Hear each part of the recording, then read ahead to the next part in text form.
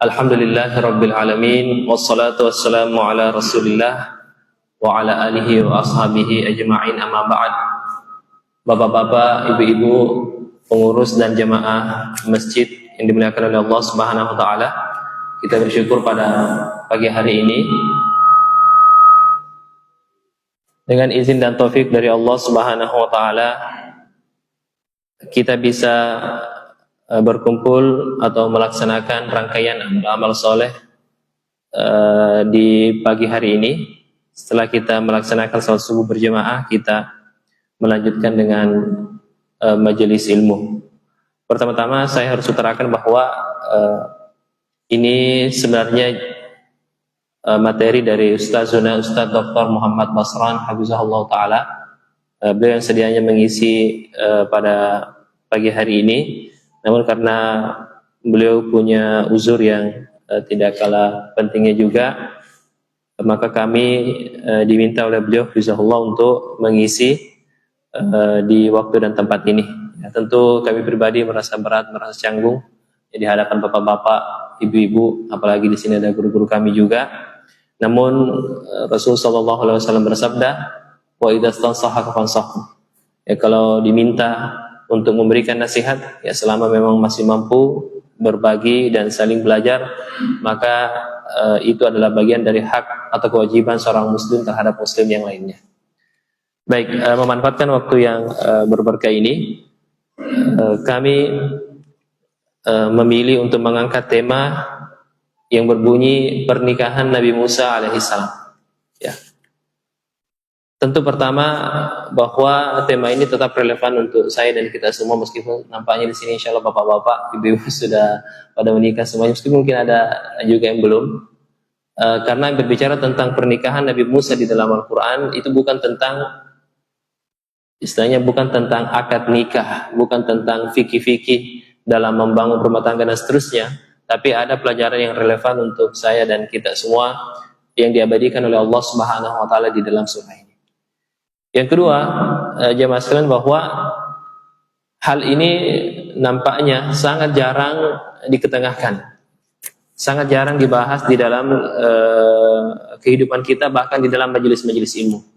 Kapan kita dengar kata-kata Nabi Musa, pasti yang pertama terbetik di kepala kita adalah tentang Firaun, ya, Nabi Musa versus Firaun, Nabi Musa dengan Bani Israel.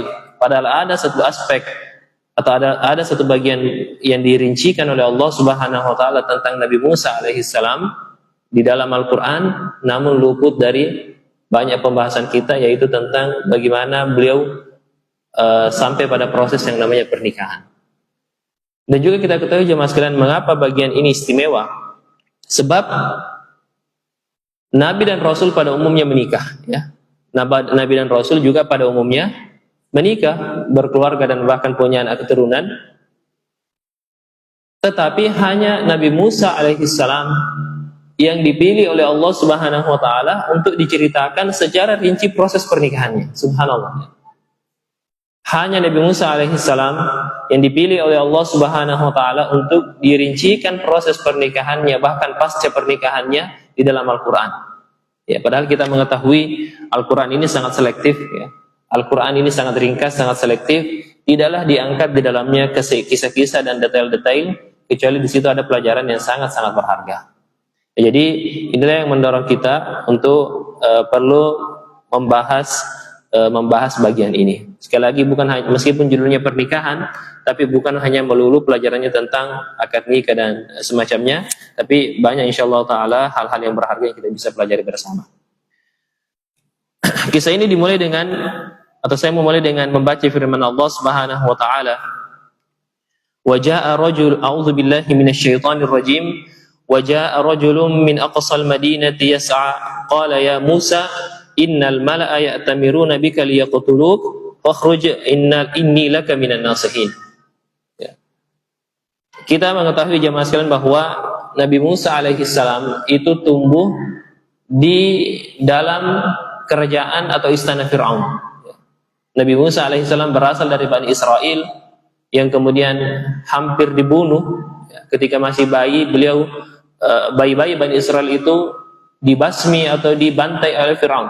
Tetapi dengan kehendak Allah Subhanahu wa taala, Musa bisa selamat, bukan sekedar selamat tapi bahkan selamat dan malah menjadi berada di bawah pengasuhan Firaun sendiri dan istrinya. Jadi alih-alih dibunuh, bahkan Nabi Musa alaihissalam berhasil selamat dan tumbuh besar, bahkan layaknya sebagai seorang pangeran, seorang putra mahkota di tangan Firaun sendiri, di kerajaan Firaun sendiri. Dan ketika Nabi Musa tumbuh dewasa, beliau punya kebiasaan, ya, ketika Nabi Musa dengan segala kedudukan dan kehormatan yang dia miliki di istana Firaun, punya kebiasaan untuk suka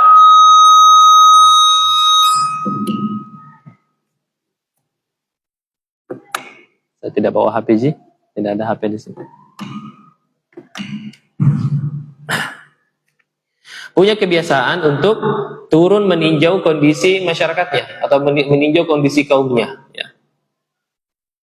Maka suatu saat Nabi Musa alaihissalam melihat dua orang yang berkelahi. Ya. Melihat dua orang yang berkelahi. Maka kedua orang ini atau melihat perkelahian ini, Nabi Musa alaihissalam dengan sifat ihsan, ya, dengan sifat peduli, peka, simpati yang ada pada diri beliau langsung bergegas untuk melerai, ya, bergegas untuk melerai. Namun karena perkelahiannya mungkin ya terjadi bagaimana modelnya, yang jelas menjadikan Nabi Musa secara tidak bermaksud untuk melukai.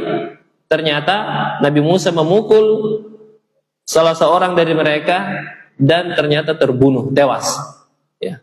Jadi Nabi Musa alaihissalam bermaksud melerai dengan melepaskan sebuah pukulan, dan pukulan tersebut ternyata menewaskan salah seorang dari dua orang yang berkelahi tersebut. Ini menunjukkan kekuatan Nabi Musa alaihissalam. Ya, satu kali pukulan bisa membuat orang langsung tewas. Tapi tentu ini bukan yang diinginkan oleh Nabi Musa alaihissalam. Nabi Musa bertobat dari perbuatan tersebut. Ini memang dosa yang kesalahan yang fatal, dan Nabi Musa pada hari itu bahkan belum menjadi seorang nabi. Ya, Nabi Musa belum menjadi seorang nabi. Singkat cerita bahwa setelah kejadian ini Nabi Musa alaihissalam menjadi buronan, ya, menjadi mulai dicari-cari oleh Firaun dan bala tentaranya untuk dibunuh. Maka datanglah salah seorang rekan dari Nabi Musa alaihissalam mengatakan, "Waja'a rajulun min aqsal madinati yas'a, qala ya Musa innal mala'a ya'tamiruna bika liyaqtuluk." Wahai Musa, sesungguhnya para pembesar telah bersiasat atau telah ya'tamirun, artinya telah bersepakat untuk membunuhmu. Telah bersepakat untuk membunuhmu. Fakhruj inni laka minan nasihin. Maka keluarlah engkau dari negeri ini. Ya, keluarlah engkau dari negeri ini. Sesungguhnya saya memberikanmu nasihat yang tulus. Artinya saran saya ini adalah saran yang sangat tulus. Lebih baik engkau keluar meninggalkan Mesir ketimbang engkau tetap tinggal di sini. Maka engkau pasti akan dibunuh, ya. Pasti akan dibunuh tanpa perlu dipersidangkan, tanpa perlu didengar alasanmu. Pasti kau akan langsung dieksekusi. Fakharaja minha khaifan yataraqqab. Qala rabbi najjini minal qaumidh zalimin. Maka Nabi Musa pun keluar dari negeri itu, dari negeri Mesir, keluar dari negeri Mesir, khaifan yataraqqab, dalam keadaan takut dan dalam keadaan cemas. Jangan-jangan saya diikuti, jangan-jangan ada yang berhasil membuntuti saya. Qala rabbi najjini minal qaumidh zalimin. Dan seraya berdoa kepada Allah Subhanahu wa taala, wahai Tuhanku, selamatkanlah aku dari orang-orang yang zalim, ya. Selamatkanlah aku dari orang-orang yang zalim. Ya, jadi Nabi Musa meskipun bukan seorang nabi, tapi beliau adalah seorang muslim. Ya, beliau adalah seorang muslim karena Bani Israel pada hari itu adalah kaum muslimin. Artinya mereka punya nabi, banyak di antara mereka yang beriman kepada nabi-nabi mereka. Jadi ketika kita berbicara tentang Nabi Musa dan kaumnya, jangan kita seakan-akan berbicara tentang orang lain atau tentang orang-orang kafir. Mereka adalah banyak di antara mereka adalah orang-orang yang beriman kepada nabi-nabi mereka, dan banyak nabi yang diutus kepada mereka. Jadi Nabi Musa sendiri adalah seorang muslim, ya, beriman kepada Allah Subhanahu wa taala, meskipun yang kita faham bahwa pada hari itu beliau belumlah diangkat sebagai seorang nabi dan rasul. Walamma tawajjaha tilqa'a Madyan qala asa rabbi an yahdiyani sawa'as sabil. Kemudian beliau jemaah sekalian menghadapkan wajahnya ke kota Madian atau ke negeri Madian. Ya, jadi beliau ini melarikan diri dari Mesir. Ya, Mesir kita tahu hari ini masih kurang lebih posisinya sama seperti Mesir pada hari ini, meskipun batas-batas geografisnya atau juga batas-batasnya secara politik mungkin sudah berbeda. Tetapi Mesir hari itu adalah Mesir hari ini tempatnya kurang lebih. Ya. Sedangkan Madian ini jemaah sekalian, Madian ini letaknya di ya kurang lebih mungkin di Palestina atau di bagian Arab lah ya, jadi di negeri Arab. Jadi Mesir ke Arab itu perjalanan yang cukup jauh, apalagi pada hari itu beliau tempuh dengan berjalan kaki. Nah, tetapi pelajarannya di sini jemaah sekalian bahwa beliau bertawakal kepada Allah Subhanahu wa taala, menghadapkan wajahnya ke Madian, dan beliau pasrah bertawakal kepada Allah dan akhirnya berjalan dan memohon petunjuk dari Allah Subhanahu wa taala. Asa Rabbi an yahdiyani sawa as-sabil. Semoga Allah Subhanahu wa taala menunjukkan kepada aku jalan yang lurus. Kenapa? Karena beliau sendiri belum pernah betul-betul keluar dari kerajaan Mesir, ya, belum pernah betul-betul tahu cara untuk menuju tempat yang beliau tuju. Bahkan dalam sebagian referensi tafsir atau literatur tafsir, bahkan beliau tidak mengetahui mau pergi kemana. Ya, beliau sekedar berjalan saja, dan entah beliau harus menuju kemana untuk mencari tempat yang selamat dari jangkauan Firaun. Apalagi Firaun ini kekuasaannya sangat besar dan jangkauannya bisa sangat luas. Maka dia lari saja, beliau berlari saja tanpa sepenuhnya sadar atau tanpa sepenuhnya tahu harus pergi ke tempat yang mana. Setelah itu jemaah sekalian, walamma warada ma'a Madyana wajada alaihi ummatan minan nasi yasqun. Setibanya di Madian, Nabi Musa alaihi salam bertemu dengan atau menjumpai sekelompok manusia, ya, sekelompok orang yang sedang berkumpul di sekitar tempat sumber air, ya, ada semacam sumur atau mata air atau telaga mungkin atau bagaimana. Yang jelas dikatakan ada sebuah semacam sumber mata air di tempat itu yang dikerumuni oleh sekelompok orang. Tapi ada pemandangan yang aneh menurut Nabi Musa alaihissalam. Wa wajada min dunihim imra'ataini tazudan. Ada dua orang wanita yang ada di belakang laki-laki tersebut. Jadi bisa dibayangkan Bapak-bapak sekalian. Jadi ada sumber air yang dikerumuni oleh sekelompok laki-laki. Tapi dari jarak tertentu yang tidak terlalu jauh tapi tidak terlalu dekat juga, dari kumpulan laki-laki tersebut ada dua orang wanita. Ya, ada dua orang wanita. Apa yang dilakukan oleh dua wanita ini? Tazudan. Kedua wanita ini adalah sedang menarik apa? Menarik hewan ternak mereka. Ya. Jadi mungkin hari itu di tempat itu mungkin tidak ada pohon, mungkin karena padang pasir atau gimana, gurun mungkin semacam padang begitu terbuka, tidak ada pohon-pohon untuk menambat hewan ternaknya, sehingga dia harus memegangnya dengan tangannya sendiri, dengan tangannya sendiri. Apa masalahnya? Kenapa harus menarik ternaknya? Kenapa? Karena kambing-kambingnya sudah haus, ya. Hewan-hewan ternak wanita ini sudah haus, sudah mau maju ke sumber mata air tersebut. Tapi wanita ini selalu menahan. Kenapa? Karena kapan dia lepaskan kambingnya ke laki-laki tersebut atau ke sekumpulan laki-laki tersebut, otomatis mereka berdua, wanita ini harus bercampur baur, harus bersikut-sikutan, harus berdesak-desakan dengan para laki-laki. Dan wanita-wanita ini enggan untuk terjatuh atau terjebak pada kondisi tersebut. Akhirnya wanita-wanita ini memilih untuk apa? Ya, semacam bertarik tambang, ya. Subhanallah, tarik tambang dengan kambingnya sendiri. Jadi kambingnya mau maju, dia tarik lagi. Kambingnya mau maju, dia tarik lagi. Seperti itu seterusnya sampai akhirnya laki-laki ini bubar, mereka semua bubar, dan para wanita baru bisa maju untuk mengambil air. Nah, melihat pemandangan yang cukup ganjil ini, ya, Nabi Musa lagi-lagi dengan sifat peka, sifat peduli pada diri beliau, ya, meskipun beliau sendiri sebenarnya kondisinya sangat memprihatinkan, beliau tergerak untuk mengetahui apa yang terjadi. Qala ma khatbukuma. Beliau berkata, ma khatbukuma, ada apa dengan kalian? Kenapa kalian seperti ini modelnya? Ada apa dengan kalian? Qalata la nasqi hatta yusdira ar-ri'a. Ya, beliau keduanya menjelaskan alasannya, la nasqi, kami tidak bisa memberikan air minum sampai orang-orang itu atau laki-laki itu bubar, ya. Sampai laki-laki itu bubar. Nanti kami baru maju setelah mereka semua bubar. Wa abuna syaikhun kabir.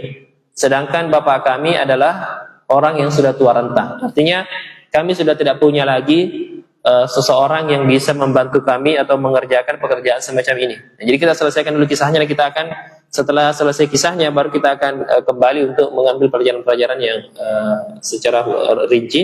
Kita selesaikan dulu.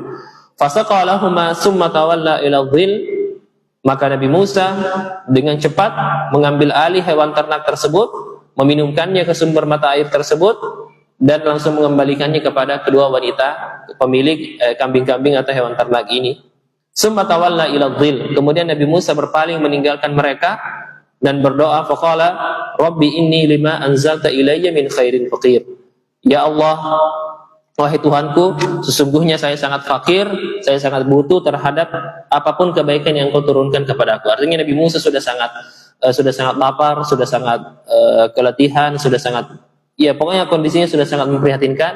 Akhirnya beliau berdoa kepada Allah Subhanahu wa taala bahwa beliau sudah sangat fakir terhadap segala macam khair, segala macam kebaikan yang Allah Subhanahu wa taala akan berikan kepada Nabi Musa alaihissalam. Faja'athu ihdahuma tamshi 'ala istihya. Belum lama setelah kejadian Nabi Musa memberikan minum kepada ternak dari kedua wanita ini, salah seorang dari mereka datang lagi ke tempat Nabi Musa alaihissalam beristirahat. Ya, datang lagi. Tadinya dua orang membawa kambing pulang ke rumah, kemudian datang lagi dari rumah mereka satu orang. Tamshi ala istihyam, datang berjalan dengan penuh rasa malu. Qalat inna abi yad'uka liyajziyaka ajra ma saqaita lana. Wanita ini berkata, sesungguhnya ayahku memintamu untuk datang ke tempat kami, ke rumah kami, untuk memberikan upah, memberikan balasan terhadap perbuatan yang telah kau lakukan tadi. Artinya kau telah membantu kami tadi untuk meminumkan ternak kami, maka ayahku hendak memberikanmu balasan, membalas budinya, membalas kebaikan Anda.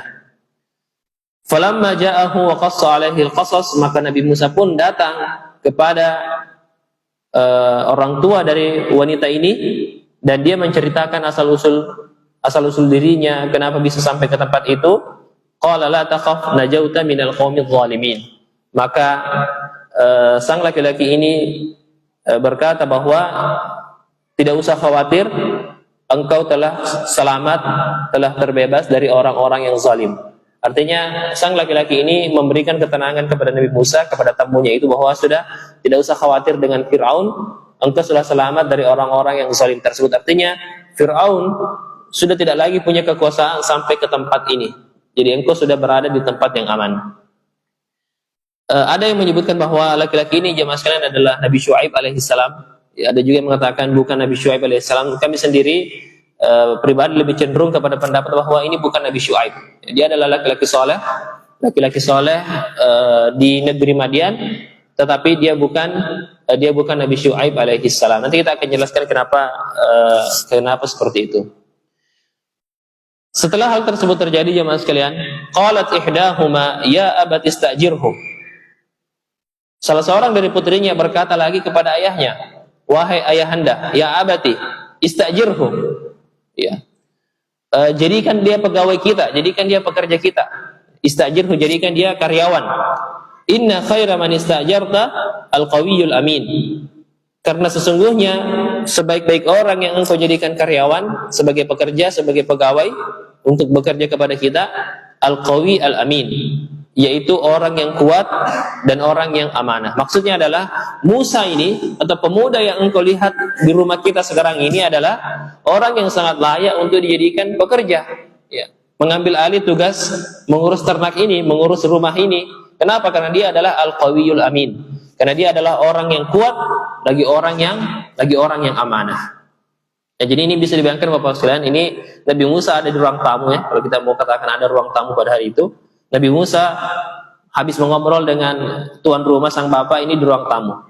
Nah, di belakang, di dapur atau di mana, anaknya berbicara kepada bapaknya, jadikan dia pegawai kita, supaya apa? Supaya saya tidak perlu keluar lagi mengurus ternak. Dia saja yang mengurus ternak, karena saya tidak punya saudara laki-laki, Anda juga sudah tua, lebih baik kita sewa orang yang kuat dan orang yang terpercaya untuk mengurusi ternak tersebut. Jadi ini terjadi seakan di balik layar percakapan mereka, tidak terdengar langsung oleh Nabi Musa alaihissalam. Nah, setelah mendengarkan masukan dari putrinya ini, sang ayah kembali berbicara kepada Nabi Musa alaihissalam. Qala inni uridu an unkihaka ihda banatayya hataini ala an ta'jurani samaniya hijaj. Sang ayah berkata, sesungguhnya saya ingin menikahkan engkau dengan salah seorang dari putriku. Subhanallah, ya. Jadi putrinya minta orang ini dijadikan pegawai. Nah, sekarang bapaknya malah mengatakan, saya ingin engkau menikah dengan salah seorang putriku. Ya, tadi diminta jadi pegawai, sekarang bapaknya malah minta Nabi Musa alaihissalam menjadi menantu. Ya, bukan sekedar pegawai tapi menjadi menantu. Dengan syarat apa atau dengan mahar apa? Ala anta jurani samaniya hijaj, yaitu dengan cara engkau, atau maharnya adalah engkau bekerja kepada aku selama 8 tahun. Ya, jadi kalau kau mau menikah dan kau terima permintaan tersebut, syaratnya adalah engkau tinggal di sini dan menjadi pekerja selama 8 tahun. Jadi maharnya adalah menjadi pegawai selama 8 tahun. Ya, jadi maharnya bukan uang tunai, tapi maharnya berupa pekerjaan. Dia harus bekerja di situ selama 8 tahun. Fa in atmamta 'ashran fa min 'indik. Adapun kalau kau mau menggenapkannya 10 tahun, maka itu adalah tambahan kebaikan dari engkau. Ya, jadi syaratnya adalah minimal 8 tahun. Tapi seandainya kau mau berbaik hati menambahkannya menjadi 10 tahun, itu tentu kebaikan tambahan dari Anda. Wa ma uridu an asyqa 'alaik satajiduni insyaallahu minas salihin. Saya sesungguhnya tidak ingin memberatkanmu. Satajiduni, engkau akan menemui saya sebagai orang-orang yang baik. Artinya saya tidak mau mempersulit. Nah, kemudian Nabi Musa menerima tawaran tersebut. Qala dzalika baini wa bainaka ayyamal ajalaini qadaitu fala udwana 'alai wallahu 'ala ma naqulu wakil. Nabi Musa mengatakan, ya ini adalah kesepakatan antara kita. Artinya beliau menerima kesepakatan tersebut, ya. Menikah dengan mahar berupa bekerja selama sekian tahun. Yang dalam tafsir disebutkan bahwa Nabi Musa memilih menggenapkannya 10 tahun. Tidak hanya mencukupkan 8 tahun, tapi Nabi Musa menggenapkannya menjadi 10 tahun. Wallahu ala ma naqulu wakil, dan Allah Subhanahu wa taala adalah wakil, adalah menjadi saksi, menjadi pihak yang memegang atau menyaksikan perjanjian yang kita sudah sepakati bersama. Ini secara ringkas jemaah sekalian kisah proses bagaimana Nabi Musa sampai pada tahap pernikahan dan apa yang terjadi setelah beliau menikah. Kita akan kembali review ayat-ayat ini untuk mengambil pelajaran-pelajaran yang semoga relevan bagi saya dan bagi kita semua. Pertama jemaah sekalian, pelajaran pertama adalah bahwa ketika kita ditimpa oleh kondisi yang sangat sulit, ya, pelajaran pertama, poin pertama adalah ketika kita ditimpa oleh kondisi yang sangat-sangat sulit, janganlah kita menganggap bahwa itu sudah kiamat bagi diri kita. Ketika kita ditimpa oleh musibah, terlilit oleh masalah yang sangat-sangat pelik, maka jangan sama sekali kita menganggap itu adalah kiamat atau akhir dari kehidupan kita. Karena kalau kita mau mengatakan seandainya musibah itu, masalah itu adalah kiamat, akhir dari kehidupan kita, maka tidak ada kondisi yang lebih sulit daripada kondisi yang dihadapi oleh Nabi Musa alaihissalam ketika beliau pernah tidak sengaja membunuh seseorang. Apa yang terjadi? Yang beliau lakukan atau yang beliau alami adalah beliau menjadi buron. Ya, beliau menjadi buron. Beliau dan buronnya ini yang mengejar ini bukan kaleng-kaleng, ya. Yang memburu Nabi Musa alaihissalam itu bukan main-main, ya. Yang memburunya adalah Firaun dan tentaranya. Dan Firaun ini kita sudah ketahui kekejamannya dalam kisah sebelum kisah ini. Kita mengetahui bahwa Nabi Musa itu Firaun ini sudah terbiasa membunuh bayi-bayi. Ya. Sudah terbiasa membunuh bayi-bayi Bani Israel. Sudah ratusan atau bahkan mungkin ribuan bayi-bayi dari Bani Israel yang telah dibunuh. Maka sekedar menambah satu orang, membunuh satu orang lagi, yaitu membunuh Nabi Musa, Ya, sedangkan bayi-bayi ini tidak punya dosa, dengan enteng Fir'aun bisa bunuh semuanya. Apalagi Nabi Musa memang yang dalam tanda kutip memang punya, seakan-akan Fir'aun punya alasan kenapa, karena Nabi Musa pernah tidak sengaja membunuh seseorang, maka pasti lebih enteng lagi untuk membunuh Nabi Musa alaihissalam. Kemudian beliau harus berlari meninggalkan Mesir. Ya, tidak ada harta yang beliau bawa kecuali sekedar baju yang melekat di badan beliau. Kemudian berlari dengan perjalanan yang jauh ini dari Mesir ke Madian, dalam tafsir juga disebutkan kurang lebih 7 sampai 8 hari berjalan kaki. Ya, 7 sampai 8 hari berjalan kaki, tidak membawa bekal apapun. Sedangkan Nabi Musa alaihissalam itu sudah terbiasa tumbuh dengan kemewahan istana, artinya fasilitas di istana Fir'aun itu sangat melimpah. Sekarang beliau harus berganti kondisi dari istana yang sangat-sangat mewah, fasilitas yang sangat lengkap, menuju kepada pelarian yang sangat-sangat sulit, ya, berjalan kaki, tidak punya makanan, tidak punya harta sama sekali. Nah, namun ternyata jemaah sekalian, subhanallah, dari pelarian inilah, dari pengasingan inilah, dari kesulitan yang Nabi Musa alaihissalam dapatkan, justru disitulah ternyata beliau ditakdirkan atau dihadapkan kepada takdir yang akan membawa Nabi Musa kepada hal-hal yang lebih besar. Pertama, justru Nabi Musa malah menikah di tempat pelariannya, yang mendapatkan seorang wanita yang soleha, bertemu dengan seorang mertua yang soleh.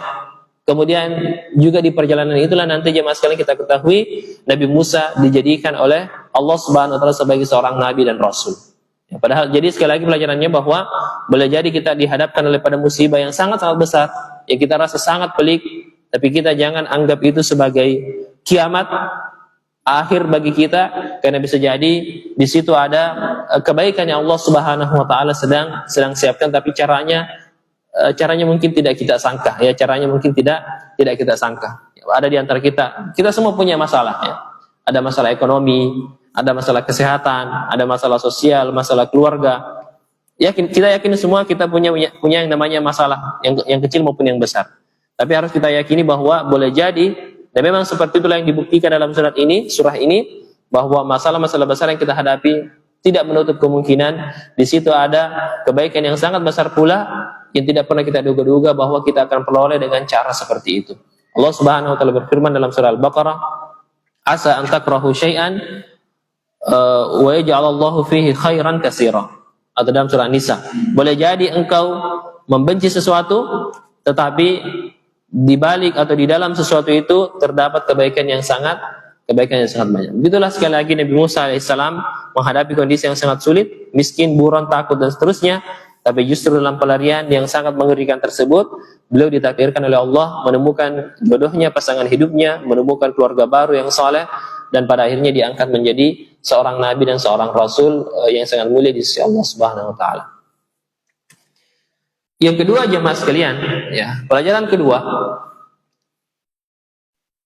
adalah ketika kita punya masalah, ya, juga mirip-mirip pembahasannya, jangan jadikan itu alasan untuk sama sekali tidak lagi peduli kepada orang lain. Ya, ketika kita punya masalah dan kita semua punya masalah, terkadang kita merasa bahwa kehidupan kita sudah tentang diri kita sendiri, ya, tidak ada lagi kepedulian dengan orang lain.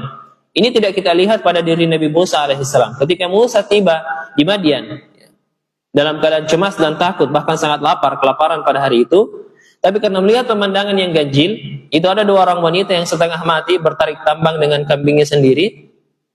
Dia tetap peduli meskipun dia sendiri sedang kelelahan, dia sedang capek, tapi dia tetap peduli kalau dia bisa membantu atau melakukan sesuatu untuk meringankan beban orang lain, untuk meringankan beban orang lain, atau meringankan beban dari kedua wanita ini. Begitupun kita jemaah sekalian, semestinya ya kita lagi-lagi bosan-bosannya saya ulangi bahwa kita semua punya masalah. Tidak ada orang yang tidak punya masalah. Tetapi ketika kita ditimpa masalah, seharusnya tidaklah sama sekali menjadikan itu alasan untuk tidak mau sedikit pun lagi peduli dan membantu orang lain. Di sini kita lihat Nabi Musa, memang beliau punya masalah secara ekonomi, secara fisik, beliau kelaparan, tetapi karena melihat masih ada ruang untuk berbuat baik kepada orang lain, membantu kedua wanita ini untuk meminumkan hewan ternaknya dengan cepat, maka Nabi Musa alaihissalam tetap berusaha melakukan hal tersebut, ya, melakukan hal tersebut. Dan inilah yang disebut dengan tawassul jamaah yang Allah taala alam, ya.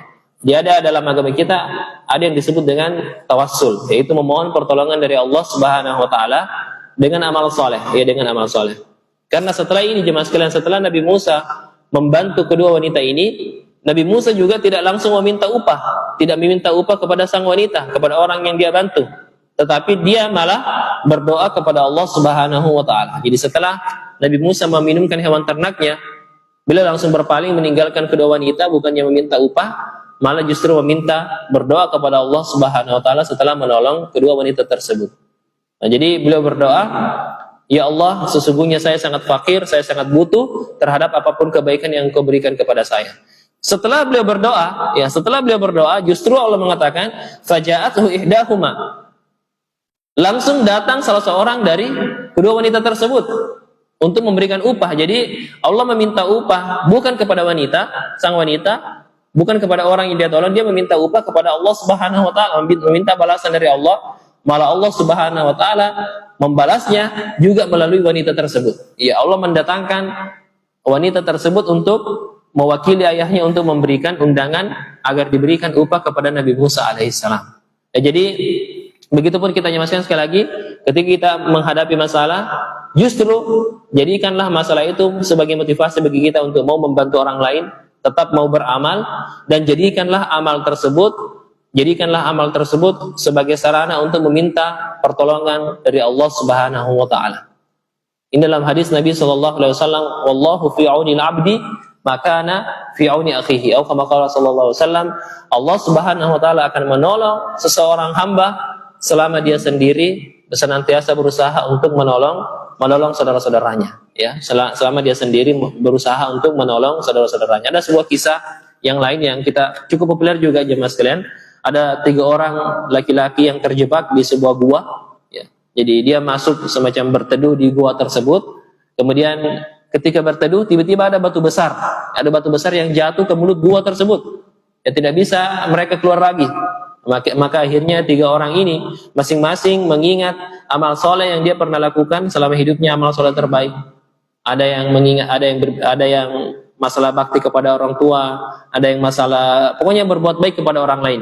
Kemudian mereka panjatkan doa, "Ya Allah, saya telah melakukan ini, saya telah melakukan itu, bebaskanlah kami dari musibah yang kami hadapi." Akhirnya batu tersebut terbuka dari mulut gua sedikit demi sedikit, ya. Jadi ini tawassul, artinya tawassul dengan amalan baik. Sekali lagi, pelajaran kedua yang kita ambil dari kisah ini jemaah sekalian adalah bahwa jadikanlah amal soleh kita kepada Allah Subhanahu wa taala dan bantuan kita kepada sesama manusia sebagai sarana untuk kita terlepas dari masalah yang sedang menjerat kita. Jangan malah jadikan masalah yang menjerat kita itu betul-betul menghabiskan kepedulian kita, menghilangkan kepedulian kita untuk membantu orang lain. Berikutnya jemaah yang dimuliakan oleh Allah Subhanahu wa taala, pelajaran-pelajaran yang berharga di sini adalah yang ketiga tentang adab-adab dalam komunikasi lawan jenis, ya. Subhanallah, di sini banyak pelajaran yang berharga. Adab-adab ketika berbicara atau interaksi dengan lawan jenis, ya. Meskipun di sini, masya Allah, saya yakin bapak-bapak, ibu-ibu mungkin kalau ada hadir juga, saya yakin umumnya sudah pada menikah. Tapi mudah-mudahan ini menjadi modal yang kita gunakan untuk mentarbiyah, mendidik anak-anak kita, ya. Remaja-remaja yang mungkin sekarang sudah tumbuh menjadi remaja, laki-laki dan perempuan. Mudah-mudahan pelajaran ini bisa menjadi modal untuk kita mentarbiyah mereka dan mendidik mereka. Pertama kita lihat jemaah sekalian bahwa kedua wanita ini kita sebutkan tadi memilih untuk menjaga jarak dari kumpulan laki-laki tersebut, ya. Tidak mau bercampur baur, tidak mau bersikut-sikutan, ya. Tidak mau bercampur baur, tidak mau bersikut-sikutan. Meskipun konsekuensinya apa? Meskipun konsekuensinya mereka harus bersusah payah menahan kambing mereka. Kenapa? Karena mereka memilih untuk menjaga jarak yang sehat, ya, menjaga jarak yang sehat dari lawan jenis. Ya, menjaga jarak yang sehat dari lawan jenis. Jadi mereka, dan ini terjadi setiap hari jamaah sekalian, karena mereka meminumkan hewan ternak mereka bukan hanya sekali dalam sebulan, dalam sepekan, tidak, tapi ini terjadi setiap hari. Tetapi kedua wanita ini memandang bahwa lebih baik untuk bercapek-capek untuk menahan hewan-hewan ternak ini ketimbang kami harus maju ke depan dan berdempet-dempetan, bercampur baur, bersikut-sikutan dengan lawan jenis. Mereka bisa bersabar dengan itu. Kemudian Nabi Musa juga menunjukkan sikap yang sama, ya, menunjukkan sikap yang sama. Di sini ketika beliau berbicara dengan kedua wanita ini, ya, jadi kita lihat Nabi Musa juga seorang pemuda, ya, hari itu juga tentu sekali lagi belum menikah, wanita ini juga belum menikah, artinya mereka remaja putra dan remaja putri. Akhirnya harus berkomunikasi karena Nabi Musa memandang di sini ada keperluan. Jadi dari sini pelajarannya bahwa komunikasi antara lawan jenis pada dasarnya bukan sesuatu yang tertutup, tidak boleh sama sekali. Tentu tetap ada ruang untuk itu, tetapi dia dilakukan sesuai dengan hajat keperluan, ya, sesuai dengan hajat keperluan. Nabi Musa di sini ketika berbicara dengan wanita ini hanya mengucapkan dua kata, ya, ma khatbukuma, kalian kenapa? Masya Allah, ya. Jadi Nabi Musa ketika berbicara dengan kedua wanita ini berkata bahwa hanya dua kata, bahkan di sini tidak disebutkan, dikatakan assalamualaikum, kalian siapa, pokoknya langsung to the point, kalian kenapa? Ada apa dengan kalian? Ma khatbukuma. Jadi Nabi Musa sangat hemat ketika berbicara dengan lawan jenis. Bahkan setelah Nabi Musa mengambil alih hewan-hewan ternak tersebut dan dikembalikan kepada pemiliknya, beliau juga tidak, istilahnya tidak neko-neko, tidak macam-macam, tidak bertanya ini hewan ternak kalian, siapa nama ta, di mana rumah ta, ya. Tidak macam-macam pertanyaan yang beliau ajukan. Setelah berhasil membantu kedua wanita ini, langsung hanya berpaling, dikasih kembalikan hewan ternaknya, langsung berpaling meninggalkan keduanya. Tetapi justru ketika Nabi Musa alaihissalam datang berkunjung ke rumah wanita ini dan bertemu dengan seorang laki-laki, maka Allah mengatakan wa qassa alaihil qasas, ya. Maka Nabi Musa pun akhirnya bercerita dengan panjang lebar. Jadi sangat kontras jamaah sekalian. Ketika Nabi Musa berbicara dengan lawan jenisnya, dengan perempuan yang bukan mahramnya, maka beliau sangat hemat, hanya dua kata, ma khatbukum, ada apa dengan kalian? Tapi ketika bertemu dengan sesama jenisnya, maka beliau berpanjang lebar, bercerita panjang lebar dari mana asal usulnya sampai akhirnya dia bisa terdampar sampai ke tempat tersebut.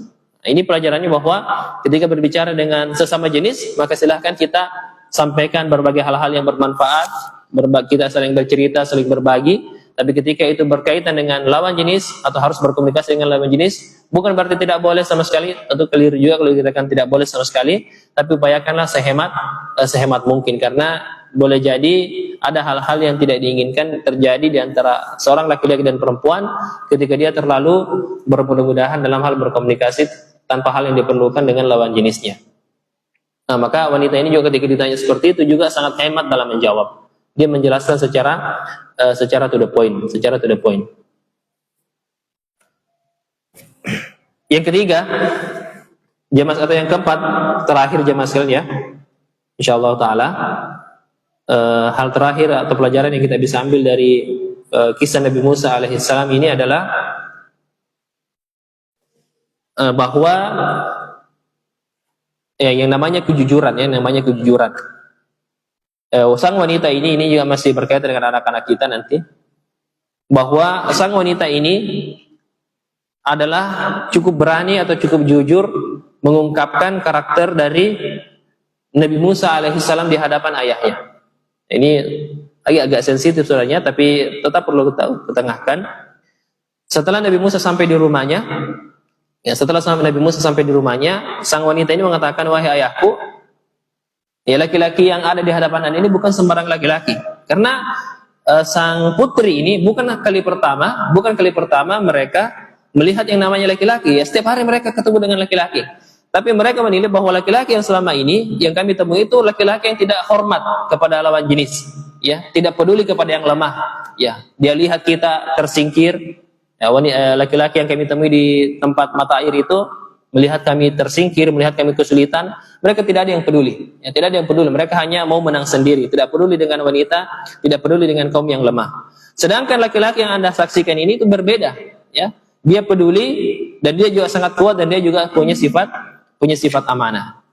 Jadi wanita ini tidak sungkan untuk menyampaikan bahwa laki-laki yang ada ini bukan laki-laki sembarangan, ya. Jadi seorang wanita juga memang perlu sensitif terhadap hal tersebut, perlu peka, ya, dia harus jeli terhadap hal semacam ini. Pertanyaannya adalah jemaah sekalian, dari mana dari mana sang wanita ini mengetahui bahwa Nabi Musa alaihissalam adalah orang yang kuat, yang orang yang amanah? Inna khaira man istajartal qawiyul amin. Ini perkataan sang wanita. Dari mana sang wanita tahu bahwa Nabi Musa itu adalah orang yang kuat dan orang yang amanah? Pertama, kalau masalah kekuatan Nabi Musa itu sudah bisa dilihat dari bagaimana kemampuannya, kesigapannya, kepiawaiannya untuk secara cepat mengambil hewan ternak, ya tidak kesulitan secara fisik, kemudian menyelinap di antara kumpulan laki-laki tersebut. Bahkan dalam sebagian riwayat tafsir juga jemaah sekalian dikatakan bahwa di sumur itu atau di telaga itu, di tengah-tengah kumpulan laki-laki tersebut ada tempat yang tertimpa atau tertindis oleh batu besar. Ya, orang kalau mau bisa buka batu besar tersebut, dia bisa minum dari tempat itu. Nah, dia bisa minum dari tempat tersebut. Tapi tapi batu tersebut terlalu besar, hanya bisa diangkat oleh beberapa orang laki-laki secara bersamaan. Tadi Nabi Musa bisa mengangkatnya seorang diri. Jadi Nabi Musa bisa mengangkatnya seorang diri dan langsung mengambil air dari titik atau dari tempat tersebut. Dan ini disaksikan oleh para sang wanita tersebut bahwa orang ini ternyata sangat kuat. Pertanyaannya sekarang adalah bagaimana Nabi Musa diketahui sebagai orang yang amanah? Ya. Padahal baru sebentar saja sang wanita ini berinteraksi dengan Nabi Musa. Jawabannya adalah bahwa dari cara wanita ini mengambil kesimpulan bahwa Nabi Musa adalah orang yang amanah adalah dari cara dia Nabi Musa memperlakukan lawan jenisnya. Kita tahu tadi bahwa Nabi Musa sangat hemat ketika berbicara dengan lawan jenis, tidak neko-neko, tidak macam-macam permintaannya, tidak oportunis, tidak suka mengambil kesempatan dalam kesempitan. Bahkan juga sebagian dalam riwayat tafsir jemaah sekalian bahwa ketika sang wanita ini mengundang Nabi Musa datang ke rumahnya. Yang namanya mengundang, Nabi Musa ini belum pernah ke sana sebelumnya. Apakah Nabi Musa tahu rumah wanita ini? Jawabannya tentu tidak tahu. Makanya harus ada yang tuntun. Harus ada yang tuntun. Yang namanya menuntun, orang yang tahu berada di depan, yang tidak tahu berada di belakang. Nah, jadi harusnya wanita ini ada di depan, Nabi Musa ada di belakang. Tapi ketika mereka berjalan ke rumah, Nabi Musa tidak nyaman dengan hal tersebut. Kenapa? Karena dia harus terus-menerus melihat sang wanita tersebut di depannya. Makanya akhirnya mereka ganti posisi. Musa di depan, sang wanita di belakang, yang terbalik. Jadi Musa di depan, sang wanita di belakang. Pertanyaannya bagaimana caranya Nabi Musa tahu kalau harus belok kiri, belok kanan, geser kiri, geser kanan?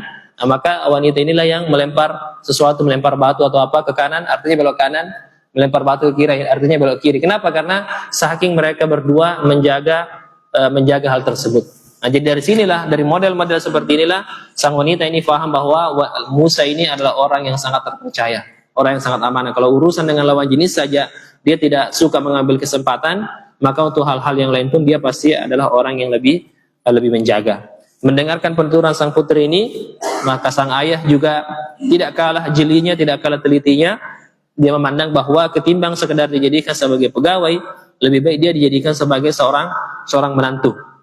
Ya, padahal Nabi Musa statusnya saat itu sangat buruk sebenarnya, citranya sangat rendah sebagai buronan, orang miskin, ya, pernah membunuh orang lain dan seterusnya. Tapi karena beliau setelah mengobrol dan betul-betul mengetahui hakikat dari sang pemuda ini, maka alih-alih sekedar dijadikan sebagai pekerja pembantu, dia dijadikan sebagai menantu. Dan ini adalah pilihan yang sangat tidak mudah tentu, tetapi inilah pilihan yang diberkahi oleh Allah Subhanahu wa taala. Ternyata pemuda yang dipilih sebagai menantu oleh sang laki-laki ini ternyata kelak pada suatu hari akan menjadi orang yang mengemban amanah yang sangat besar, menjadi salah seorang nabi yang sangat mulia di sisi Allah Subhanahu wa taala.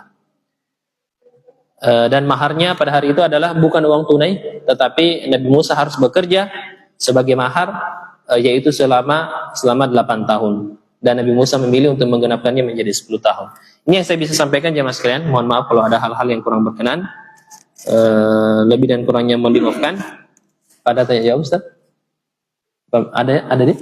Ada kalau ada. Kalau tidak ada juga.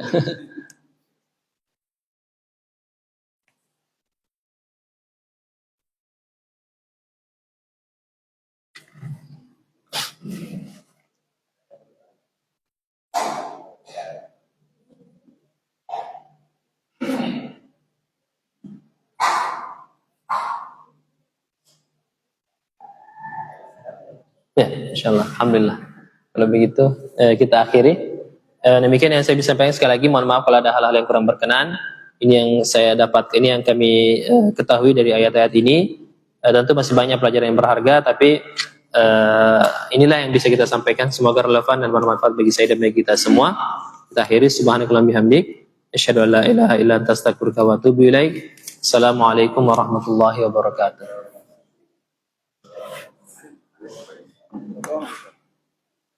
Ada yang bertanya?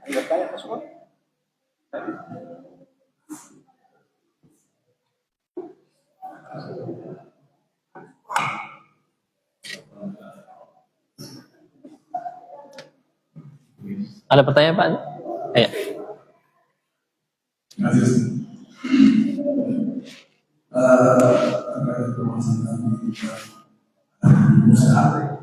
Dan kami menanyakan tentang Nabi Musa,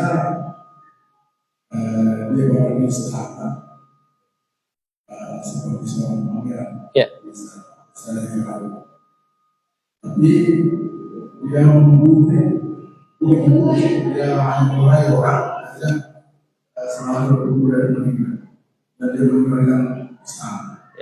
Pertanyaannya adalah bagaimana reaksi istana tidak adanya seorang Nabi Musa, seorang Musa di situ yang dia kan misalkan sebagai seorang pangeran di situ. Bagaimana reaksi Firaun di situ? Karena dia kan menghilang Firaun dan dengan di Nabi Musa. Bagaimana reaksi Firaun di situ? Yang pertama, yang kedua, ini kan Musa hijrah apakah di daerah Palestina atau di daerah Arab dan menemukan perkampungan yang orang-orangnya berkata orang baik karena mereka di perkumpulan yang suku-suku yang saya jelaskan itu. Pertanyaannya, apakah di situ sudah ada seorang yang muslim atau berbuat baik seperti yang berusaha dapatkan orang-orang seperti itu yang berbuat baik dan perkampungan itu? Apakah itu sudah ada kampung yang boleh bilang orang muslim atau apa? Tidak dulu. Yang ketiga, Ustaz, ini kan perjalanan Nabi Musa yang hijrah itu dengan perangnya Nabi Musa dengan Firaun, bagaimana jarak waktunya, apakah beliau setelah jadi Nabi baru berperang atau sebelum jadi Nabi sudah berperang Firaun dengan Nabi Musa. Assalamualaikum. Salam. Ternyata banyak. Baik, secara singkat insyaallah taala. Pertanyaan pertama, bagaimana reaksi Firaun ketika Nabi Musa menghilang? Yang kami pahami Pak, Allah taala alam, bahwa sebenarnya Firaun tidak pernah betul-betul suka dengan Nabi Musa alaihissalam. Jadi yang menjadikan Musa itu punya kedudukan di tengah kerajaan itu istri Firaun, ya, Asiyah bintu Muzahim. Jadi Firaun punya istri namanya Asiyah bintu Muzahim, wanita yang sangat solehah, yang sangat mulia kedudukannya di sisi Allah SWT. Juga disebutkan di penghujung juz 29 ada di situ. Di situ dipuji tentang istri Firaun, Asiyah bintu Muzahim. Jadi Asiyah ini ketika menemukan Nabi Musa dialirkan di sungai, kan kita tahu kisahnya, Nabi Musa dialirkan di sungai. Allah menakdirkan bahwa Allah memberikan rasa cinta di dalam hati sang Asiyah, sang wanita, sang istri Firaun ini kepada Nabi Musa. Sehingga Firaun sudah hampir membunuh juga sebenarnya. Firaun juga sudah hampir mengeksekusi karena sudah ratusan yang dibunuh di lapangan. Ini kenapa ada satu orang yang sampai ini di istana? Ya, kita sudah utus ratusan tentara untuk membunuh di lapangan. Kenapa ini bisa sampai ada satu orang yang masuk ke dalam istana kita? Tetapi Allah menakdirkan bahwa istri dari Firaun ini mampu untuk meyakinkan Firaun. Ya, mampu meyakinkan Firaun bahwa jangan bunuh yang satu ini, karena yang satu ini saya suka. Ya, qurratu aini li walak, disebutkan sebelum di dalam kisah ini disebutkan istri Firaun mengatakan bahwa yang satu ini qurratu ain li, adalah penyejuk mata bagi saya, jangan bunuh dia. Nah, jadi sebenarnya yang betul-betul berjasa sepenuhnya untuk menyelamatkan Nabi Musa adalah istri Fir'aun. Sedangkan Fir'aun sendiri tidak pernah betul-betul suka dengan Nabi Musa. Tapi yang namanya sudah ada di situ, Nabi Fir'aun juga tidak mau merusak citranya, merusak hubungannya dengan istrinya. Ya, jadi dia terima saja begitu. Sehingga akhirnya ketika Nabi Musa akhirnya tidak sengaja membunuh seorang Mesir, justru itulah kesempatan bagi Firaun untuk meluapkan memang hal yang memang sejak awal dia pendam. Artinya dia memang sudah mencari cara untuk menghabisi Nabi Musa. Sejak awal dia tidak suka, tapi tidak punya alasan untuk membunuhnya. Sekarang dia sudah punya alasan, maka justru itu adalah kesempatan bagi Firaun. Itu yang saya tangkap Allah Taala dari kondisi masuk dan keluarnya Nabi Musa dari Firaun, dari istana Firaun. Itu yang pertama. Yang kedua, apakah di Madian ini sudah ada orang-orang Muslim? Setahu kami orang-orang ini juga sudah Muslim karena di Madian ini sudah ada Nabi sebelumnya. Itu Nabi Syuaib. Ya, kita sempat singgung tadi. Apakah laki-laki ini adalah Nabi Syuaib? Setahu kami bukan. Tapi memang di tempat itu pernah ada seorang Nabi yang bernama Nabi Syuaib di Madian. Dalam surah Al-A'raf, dalam surah Hud, dan dalam beberapa surah yang Syuara, kita mengetahui bahwa di Madian diutus seorang Nabi bernama Syuaib.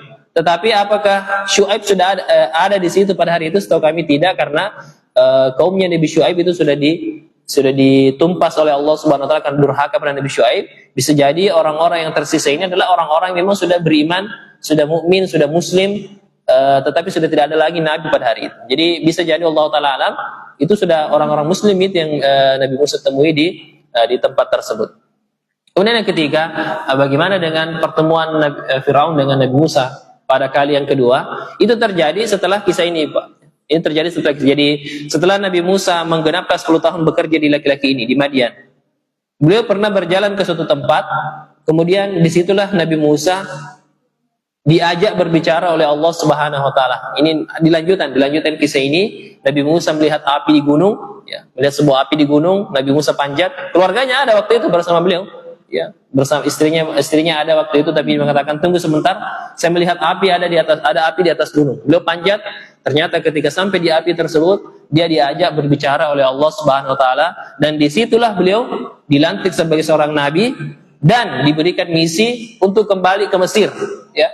Diberikan misi untuk kembali ke Mesir dengan dua tujuan atau dengan dua misi. Pertama adalah mendakwahi Firaun, kedua adalah membebaskan Bani Israel.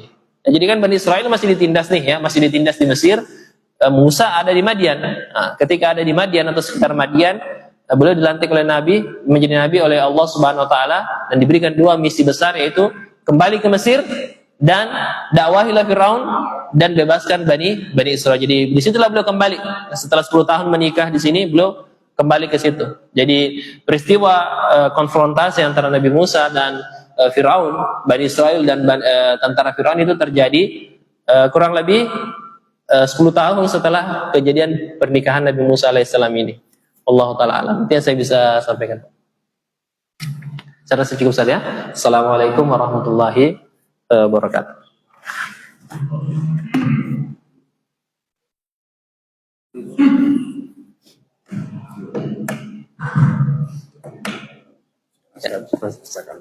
Mana? Ya, di Golden. Ya, saya kan dulu di sini jadi di C1. Ya. Ini kesini lagi.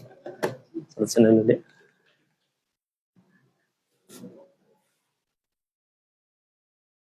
Allah.